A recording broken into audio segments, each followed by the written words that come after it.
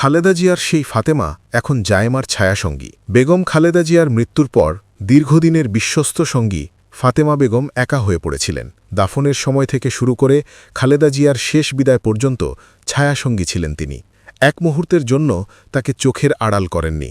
তবে বর্তমানে তারেক রহমানের কন্যা জায়েমা রহমানের ছায়াসঙ্গী হিসাবে ভরসার জায়গা হয়ে উঠেছেন তিনি।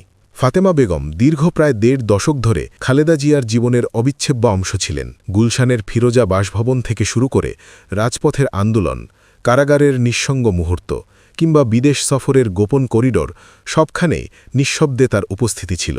শুধু কাজের দায়িত্ব নয়, খালেদার শারীরিক দুর্বলতায় হাত ধরে রাখা, সময়মতো প্রয়োজনীয় বিষয় স্মরণ করিয়ে দেওয়া, ওষুধ খাওয়ানো, সবই ছিল তার নীরব দায়িত্ব ও মানবিক সম্পর্কের অংশ।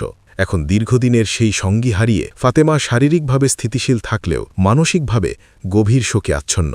তার জীবনের দৈনন্দিন রুটিন ও দায়িত্ব এখন জড়িয়ে গেছে নতুন ভরসা জায়েমা রহমানের সঙ্গে।